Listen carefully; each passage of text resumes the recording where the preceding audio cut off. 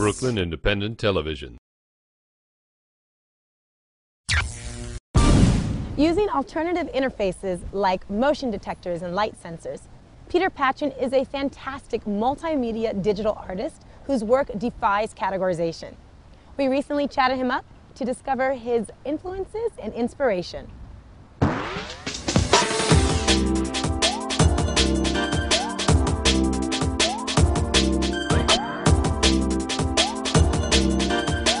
My name is Peter Patchen. I'm a mixed media artist, and I've been making work here in Screwball Spaces for a little bit more than a year. The space is fantastic. It's in Red Hook, which is this mixture of industry and commerce. IKEA's down here now, and also there are a lot of studio spaces here now in the warehouse spaces. So you see artwork on the streets. You see a lot of people who are in the creative industries, and so it's a very invigorating environment. And Screwball Spaces is a wonderful community of artists. I do have a broad range of work that I make, and mainly that's because I start with an idea and not with a medium. So I don't know that it's going to be a print or a sculpture or a mixed media piece. I really develop an idea, and then the medium is sort of demanded of the idea. I think in the early part of the 21st century, we have a lot of different media that are available to us, traditional media and digital media. But really, digital technology is the medium of the 21st century. Every period in time has its own medium that sort of speaks to that culture. And I think really we're in a time where things are very fast-paced and there's great variety.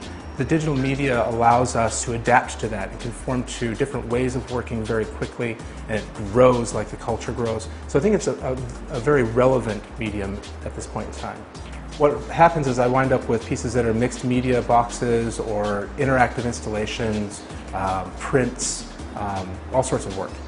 I'm constantly taking in ideas from my environment and from people I know and experiences I have, and I sketch out ideas and I see how things work. I like to figure out systems, computer systems or social systems, and then use those to comment on contemporary culture.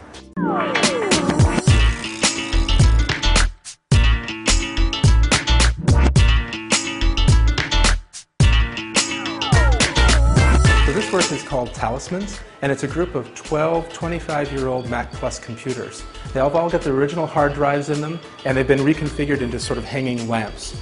Now here in the studio they're hanging along one wall, but normally they would be hanging in a darkened space, and they would be the only illumination for the space.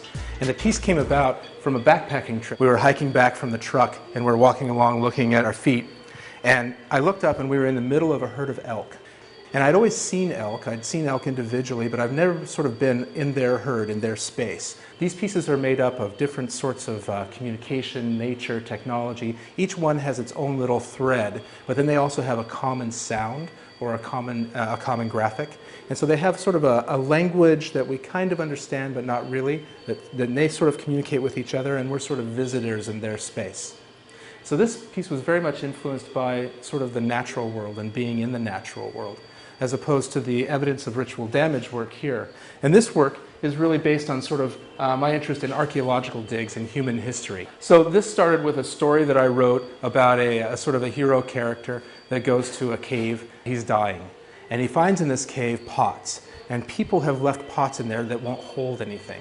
And so he goes in, and as he's dying, all of his thoughts and stories and dreams and hopes and lies, everything goes into the pots, and he disappears. And the people come back and find the pots, and they can't tell the difference between the lies and the truth, the histories and the memories. And so they accept it all equally. And through the telling of these stories, I comment on contemporary culture. I made these pots, and I actually threw the pots on the wheel. They were made out of stoneware. And then the imagery I developed on the computer and transferred onto the pots. And then it was fired into the pots. So this stone-fired computer imagery in the ceramic vessels. And then I break them and bury them. And once they're buried, I go back and excavate them and document the excavation.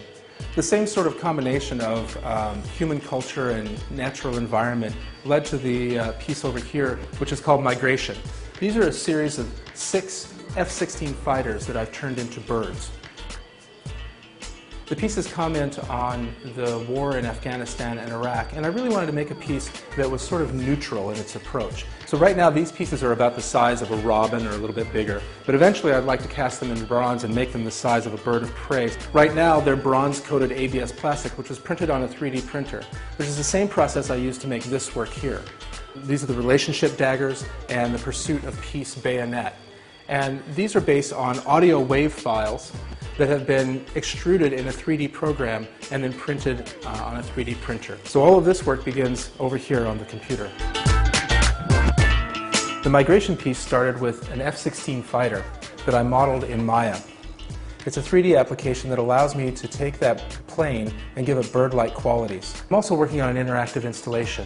And the interactive installation works with a rangefinder, and you can see it activate there, that moves an old VU meter off of a tape deck. Eventually, once I get this working the way I need it to work, I'll connect it to an Arduino board, which will then go into this bird right up here and turn into an interactive installation and sculpture. I hope you enjoyed the little tour of my studio here in Red Hook. Download this program's podcast on iTunes. Keywords Brooklyn Independent Television.